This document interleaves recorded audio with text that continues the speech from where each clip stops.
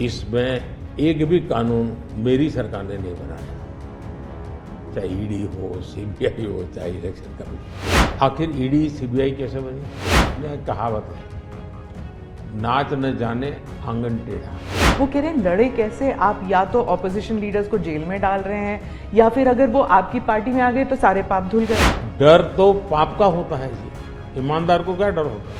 ED ने जितने cases किए ना, उसमें से सिर्फ, देश को समझना, सिर्फ 3% ही पॉलिटिकल लोग इन्वॉल्व है।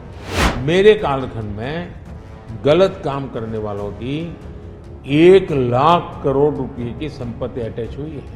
इसका मतलब यह है कि ईडी सही काम कर रही है। कैश पकड़ा है, लोग पकड़े नहीं, कैश भी पकड़ा है। हम ट्रांसपेरेंसी की बात करते हैं तो विपक्ष कहता है कि ईडी, सीबीआई, आईटी, सारे के सारे इदारे जो हैं, इलेक्शन कमीशन को भी जोड़ते हैं वो, कि सारे इदारों पर बीजेपी हावी है और लेवल प्लेइंग फील्ड है ही नहीं। मतलब they already making the ground कि इलेक्शन जो है वो फेयर नहीं हो सकता। इसमें एक भी कानून मेरी सरकार ने नहीं बनाया, चाहे ईडी हो, सीबीआई हो, चाहे इलेक्शन कमीशन।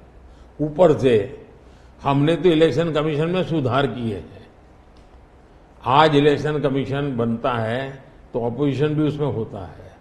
पहले तो प्रधानमंत्री एक फाइल पे साइन करके इलेक्शन कमीशन बना देता था, और जो उनके परिवार के साथ निकट जुड़े थे ऐसे ऐसे लोग इलेक्शन कमिश्नर बने थे। ऐसे लोग इलेक्शन कमिश्नर बने थे जो वहां से निकलने के बाद राज्यसभा के मेंबर बने, उनकी सरकार के मिनिस्टर बने। ऐसे इलेक्शन कमिश्नर बने थे जो कांग्रेस के बाद में कैंडिडेट बने, और इसलिए हम उस लेवल पे प्ले नहीं कर सकते। तो हमारा लेवल प्ले फील्ड हो ही नहीं सकता, हम ऐसे बन ही नहीं सकते।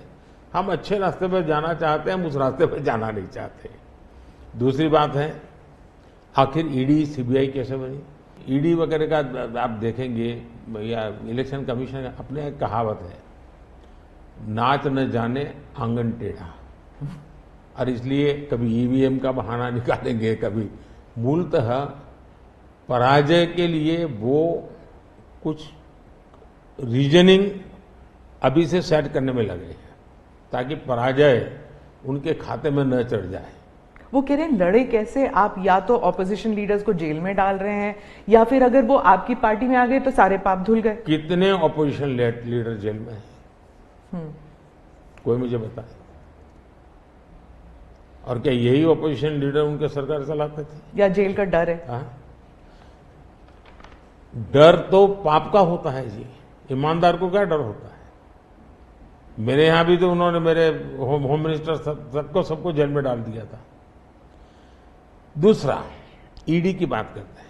आप गुजरात के बारे में कह रहे हैं जब आप मुख्यमंत्री? हाँ, मैं मुख्यमंत्री था। अच्छा, जो ईडी की बात करते हैं, ईडी ने जितने केसेस किए ना, उसमें से सिर्फ, देश को समझना, सिर्फ 3% ही पॉलिटिकल लोग इन्वॉल्व है जिन पर एक केस हुए हैं। 97% जिनका राजनीति से कोई लेना देना नहीं, ऐसे लोगों है को हुआ है, जो कोई ड्रग माफिया है, कुछ अफसर हैं जो करप्शन करते हैं, कुछ अफसर हैं जो बेनामी संपत्ति बना के बैठे हुए। 97% केस उन पर हुए हैं, जेलों में वो लोग गए हैं।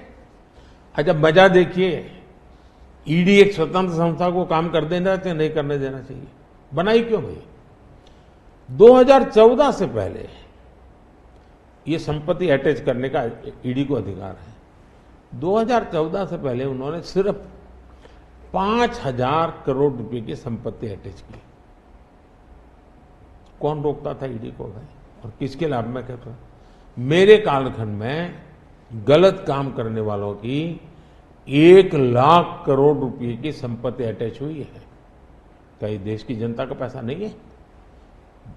दूसरा आंकड़ा तो आप और हैरान हो जाएंगे। 2014 पहले इसी ईडी ने देश में से 34 लाख रुपए, 34 लाख रुपया कैश जब्त किया था। मतलब कि स्कूल बैग में आ जाए इतना पैसा, स्कूल बैग में आ जाए, पिछले 10 साल में हमने 2200 करोड़ रुपया कैश जब्त किया है, 2200 करोड़ रुपया कैश जब्त किया है।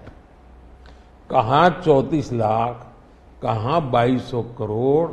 34 लाख रुपया एक बैग में आ जाता है, 2200 करोड़ रुपया शिफ्ट करना है तो वो हाथी का छोटा सा ट्रक आता है ना, 70 ट्रक लगेंगे तब जाकर इतना रुपया हमने ईडी ने हमारे यहां हमारे कार्यक्रम में।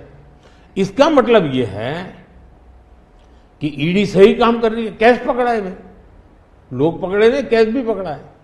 और मेरा ये कमिटमेंट है जी, मैं ये कन्विंस हूं कि भ्रष्टाचार ने देश को तबाह करके रखा है। हमें देश में से भ्रष्टाचार के खिलाफ लड़ाई लड़नी चाहिए, पूरी ताकत से लड़नी चाहिए।